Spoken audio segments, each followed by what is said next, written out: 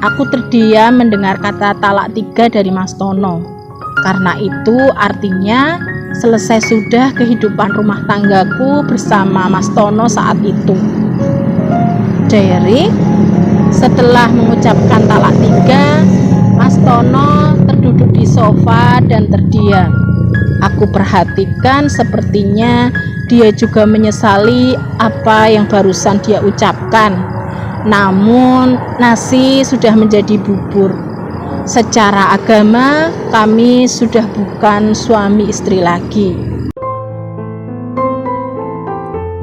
Ya Allah, aku tidak meminta hidup tanpa masalah, karena aku tahu itu tidak akan bisa.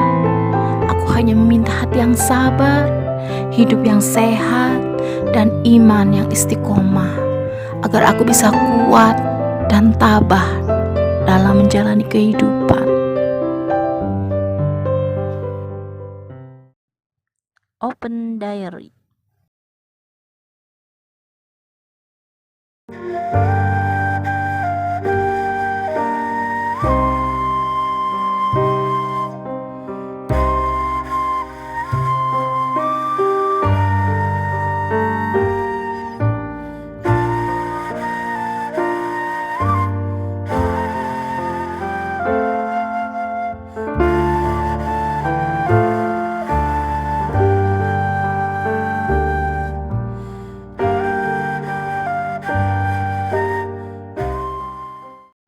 Assalamualaikum warahmatullahi wabarakatuh. Halo Elin Story Lovers, apa kabar kalian hari ini?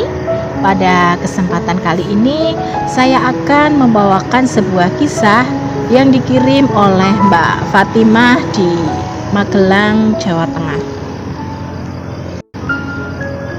Diary, memiliki keluarga yang sakinah, mawaddah, warohmah adalah dambaan setiap pasangan halal.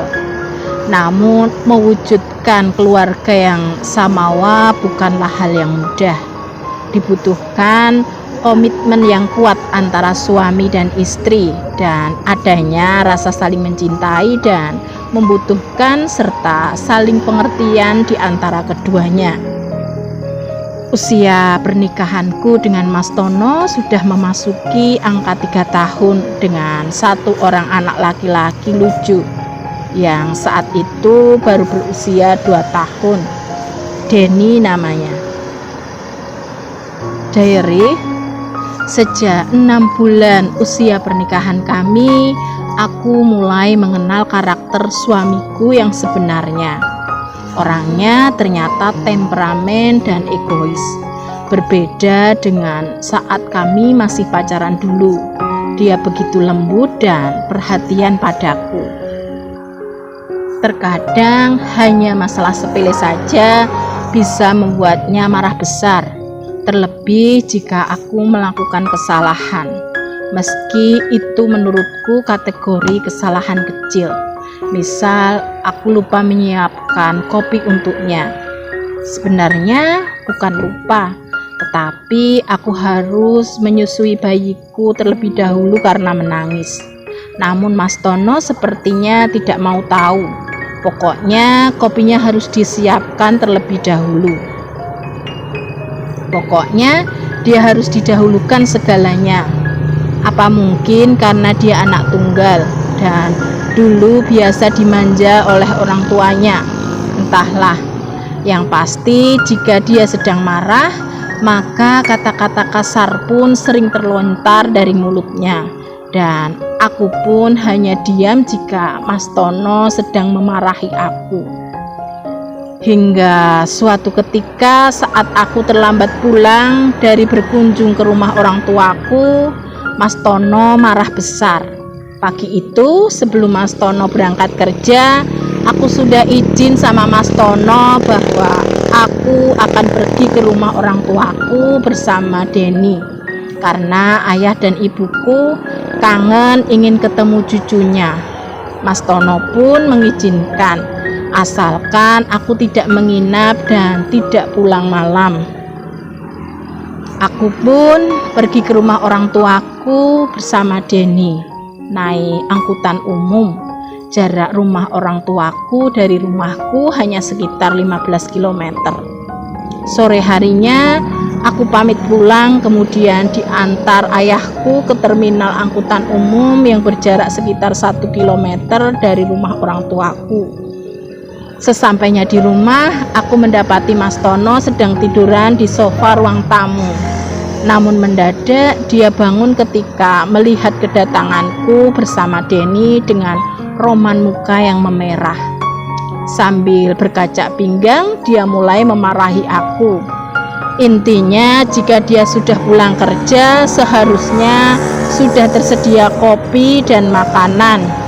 Dia marah karena aku belum menyiapkannya. Meskipun aku sudah menjelaskan bahwa aku baru sampai rumah dan tidak mungkin menyiapkan semua itu sebelum Mas Tono pulang, namun Mas Tono tidak mau tahu. Jika aku membantah perkataannya, dia semakin marah. Mungkin karena aku sedang capek dari perjalanan pulang dengan menggendong Denny. Aku rasanya tidak terima jika harus disalahkan, dan cekcok pun tak terhindarkan. Hingga akhirnya Mas Tono mengucapkan kata-kata yang tidak terduga sebelumnya, yaitu talak 3. Dek, aku terdiam mendengar kata talak 3 dari Mas Tono. Karena itu artinya selesai sudah kehidupan rumah tanggaku bersama Mas Tono saat itu. Diary, setelah mengucapkan talak 3, Mas Tono terduduk di sofa dan terdiam. Aku perhatikan sepertinya dia juga menyesali apa yang barusan dia ucapkan. Namun nasi sudah menjadi bubur. Secara agama kami sudah bukan suami istri lagi. Kedua orang tua kami pun kaget mendengar hal ini, terlebih ibu mertuaku. Beliau begitu marah sama Mas Tono yang tidak bisa mengontrol emosinya. Diary, setelah perceraianku dengan Mas Tono, aku kembali tinggal di rumah orang tuaku bersama Denny.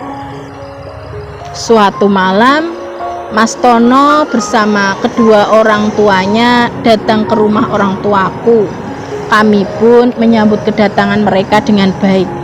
Tujuan utama dari kedatangan mantan suamiku bersama orang tuanya adalah membahas bagaimana agar aku dan Mas Tono bisa rujuk kembali. Karena Mas Tono sudah menjatuhkan talak 3, maka untuk rujuk kembali aku harus nikah muhalil. Dan itu bukanlah hal yang mudah. Aku sendiri tidak ingin menjalani pernikahan hanya untuk sementara. Bagiku, menikah adalah ibadah yang sakral dan bukan untuk main-main. Sedangkan jumhur ulama berpendapat bahwa nikah mukhalil yang dilakukan karena sengaja, maka haram hukumnya. Diary, awalnya orang tuaku tidak setuju dengan keinginan keluarga Mas Tono karena terkesan mempermainkan sebuah pernikahan. Namun karena desakan orang tua Mas Tono yang beralasan kasihan Denny, akhirnya orang tuaku pun menyetujuinya.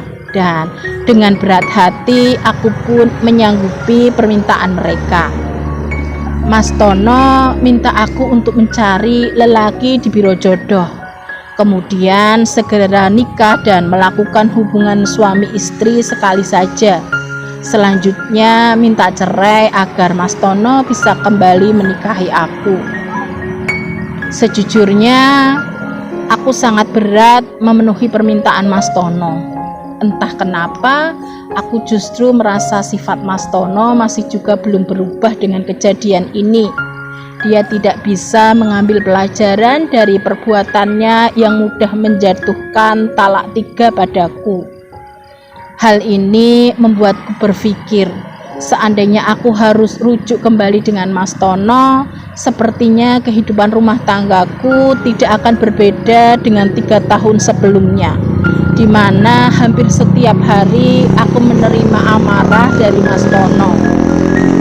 Aku pun mencoba mencari calon suami melalui biro jodoh online.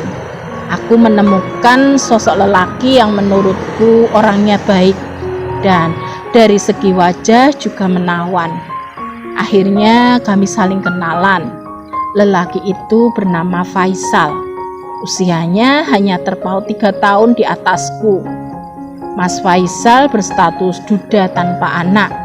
Istrinya meninggal karena sakit saat usia pernikahan mereka baru memasuki 1 tahun. Mas Faisal sendiri berasal dari Magelang. Sementara itu, dari pihak orang tua Mas Tono sepertinya sudah tidak sabar. Mereka selalu menanyakan apakah aku sudah menemukan calon suami mukhalilku atau belum. Begitu mereka tahu aku sudah menemukan seorang lelaki yang bersedia menikah denganku, mereka pun memaksa aku agar segera menikah dengan lelaki tersebut. Kebetulan masa idahku juga sudah selesai.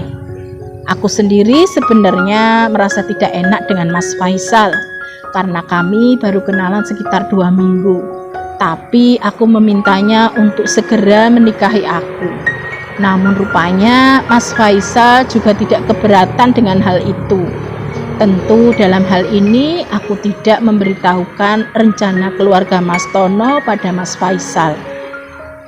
Tapi yang bikin aku jengkel dengan keluarga Mas Tono adalah mereka meminta agar pernikahanku dengan Mas Faisal cukup di KUA saja, tidak perlu ada resepsi. Seakan-akan mereka berkuasa atas diriku, sehingga dengan seenaknya mengatur pernikahanku dengan Mas Faisal. Padahal posisi saat itu mereka adalah orang lain bagiku. Sedangkan orang tuaku sendiri tidak keberatan jika pada pernikahan keduaku diselenggarakan resepsi. Karena itu juga permintaan dari keluarga Mas Faisal. Semua biaya pesta pernikahan akan ditanggung oleh Mas Faisal. Perlu diketahui, Mas Faisal berprofesi sebagai seorang pengusaha di bidang properti. Diary, akhirnya pernikahanku dengan Mas Faisal pun dihelat dengan resepsi yang cukup meriah. Kami mengundang keluarga besar masing-masing, termasuk keluarga mendiang istri Mas Faisal dan keluarga Mas Tono pun diundang. Dan sesuai prediksiku, keluarga Mas Tono nampak tidak suka dengan pesta pernikahanku yang cukup besar, yang bertempat di ballroom sebuah hotel bintang 4. Namun, aku tidak peduli dengan sikap mereka. Biarlah ini menjadi pelajaran bagi keluarga Mas Tono, khususnya bagi Mas Tono sendiri yang akhir-akhir ini aku rasakan justru semakin bersikap kurang baik terhadapku. Di malam harinya, beberapa WA dari ibu Mas Tono dan juga WA dari Mas Tono masuk ke HP-ku. Intinya mereka protes dengan pesta pernikahanku yang cukup mewah itu. Dan Mas Tono sendiri selalu berpesan agar aku berhubungan badan dengan suamiku hanya sekali dan segera minta cerai. Entah mengapa aku justru menjadi muak dengan sikap Mas Tono dan ibunya. Akhirnya aku menonaktifkan HP-ku tanpa membalas WA mereka. Malam itu aku hanya ingin menikmati kebahagiaan dengan suami baruku. Diary, setelah menikah aku tinggal di rumah Mas Faisal di Magelang bersama Denny. Aku sudah tidak peduli lagi dengan rencana Mas Tono dan keluarganya.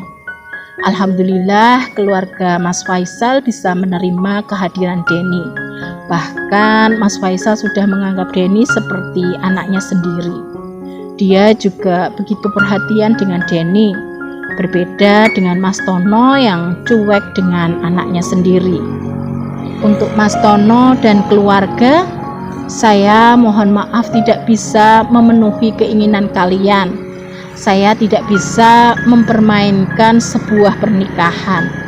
Semoga Mas Tono bisa segera mendapatkan jodoh yang sesuai impian dan harapan Mas Tono.